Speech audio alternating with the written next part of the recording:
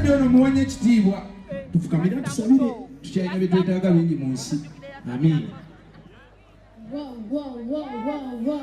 Ekyo Pastor Muto. Hallelujah! Mukama yebazwe abalokole mwenna abali wano. Mwebale kwagala baana ba ku ghetto. Mwebale kwagala baana abava ku ghetto. Tebasalawo bajje. Richard nasalawo abayambe. Ati njagala okola n'emikono gyo mu bbanga. Okola oyiwe emikisa kuwana abantu. Hallelujah!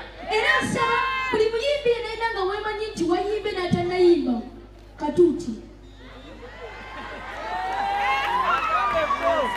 Njagala nsaba effeeva ettutumu ery'amaanyi kati eyegenza waaviiriddemu awo kati mwanguweeko bambi mukozese sipiidi. Eno eddakiika ey'amaanyi gye wali olabye mu bulamu bwo. Buli amanyi nti nkola kino na kino, nyimba ntendereza Mukama, ng'owatendereza n'owagenda okuyimba mikono jju. Mukama yabazibwe bawaddeyo katusabe. Katonda wange nkwebaza kulwa abantu wano, nkwebaza kulwa obulamu bwabwe. Bayibuli egamba Samwiri ekisooka 17 nti Samwiri ekisooka 16 Katonda n'atuma nnabbi we agende ayiwa amafuta amu ku baana ba Yese. Mwomwe muli kabaka, naye bwe yatuuka yenalabira ddala abantu nga bafaanana nga bakabaka. N'agamba obayo ono kubanga yabalaba nga basajja baggumivu, yabalaba nga basajja bajja kufuga eggwanga nnyo. Naye Katonda amaaso g'abantu kye galaba ye si kyalaba.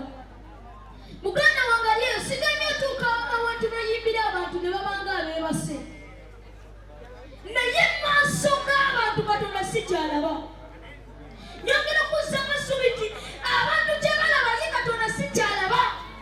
Bayinza okulabawo ng'oyimba naye ng'oli bisaati, naye Katonda ye si kyalaba.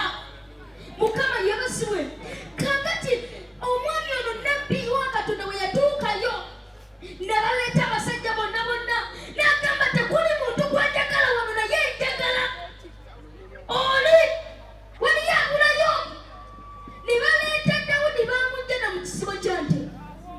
Singaanye nawe obadde olinda ndiga, singaanye nawe omulimu gw'okola gubadde mubi, omulimu gw'okola gubadde tegukweyagaza.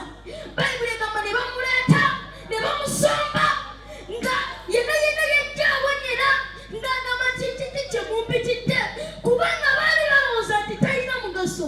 Kitange Katonda wa Bakatonda abantu bano balowooza nti balina mugaso, naye Katonda gwe asitula abantu. Katonda wange Bayibuli egamba oba abantu bagaana okumpuliriza, ndisitula amannya ne googera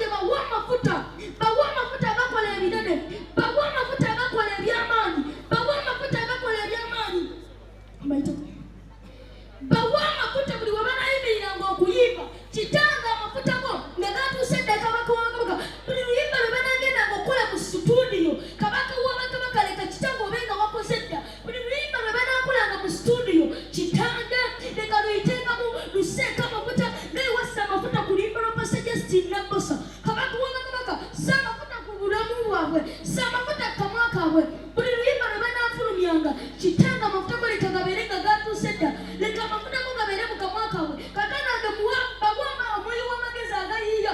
Katonda wange gw'obadde abantu banyinya amagezi, gw'obadde Levixone amagezi, gw'obadde Levixone amagezi, agalonda abaana bageto ku street, kitange bawa omukisa, kitange bawa omukisa.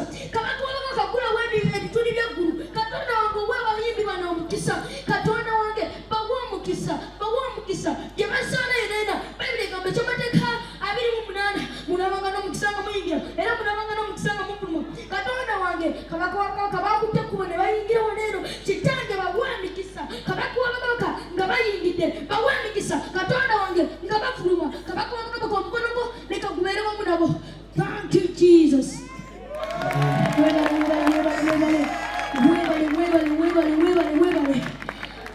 Neyanziza nnyo bikize era tubeebaza mwena bambi, mwebale mwena beeyinze naffe okugula ku nnyumba, tubafunirawo okubeera nabo bafune okugamba nti wano bannange eggwanga tukyetaagira ddala abantu abalinga Levixone ne Levixone.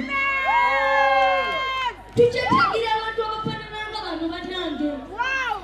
Olaba otya nga gwakuddeyo n'okola gudi Levixone kyakola. Haleluya! Kubanga eggwanga walinafuna abantu ngaabo otagamba nga abaana tebakyafuna tebakyagenda ku street. Abantu abasinga babuuza abaana bagendera ki ku street? Omuzadde nguyise emirundi 3. Oluusi taata waasa abakazi 2. Mukama yabazibwe kati omwana n'asigala ku mama atali maama we. Mukama yabazibwe ate n'oluusi n'asanga okusomozebwa bamama kwe beewalana. Bamama okusomozebwa kwe beewalana ne beewalana.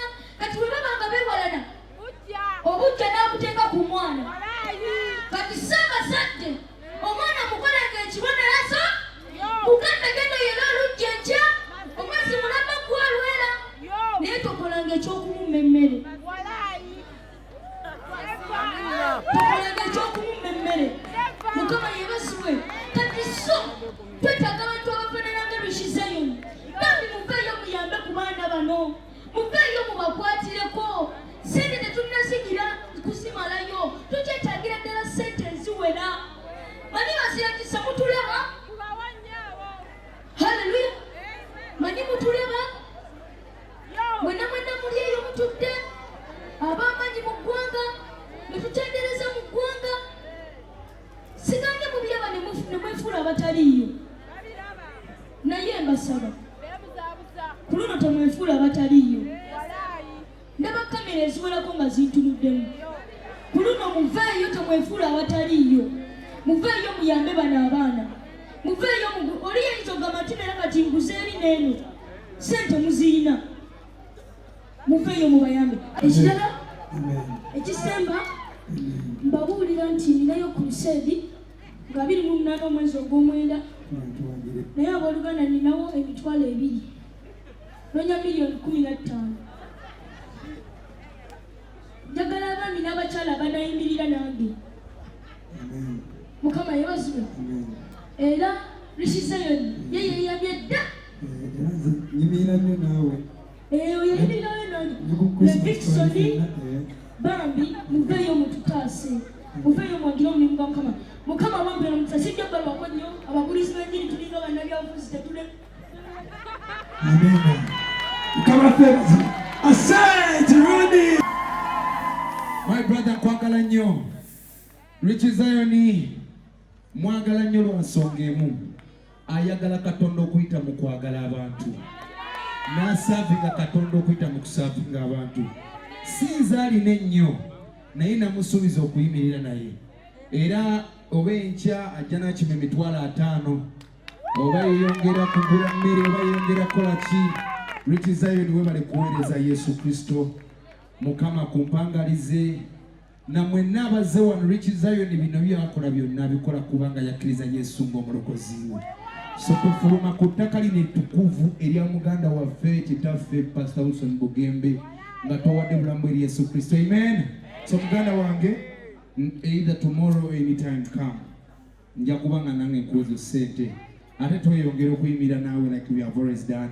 era njaga twala omukisa guno mwenanga mwe muzze wano mwebale kwagala gospel music nga 26 tugenda beera Kololo Air Strip. Amen. Mujje tuswaze sitaani. Bameka beyinza okuswaza sitaani waliko omukono maboko. Mwenambalize Kololo mu mbeera concert. Kakati kantwala omukisa guno abayimbi bangi tovula bankozi oluyimba lumu. Njagala nyanirize Saint Ronnie.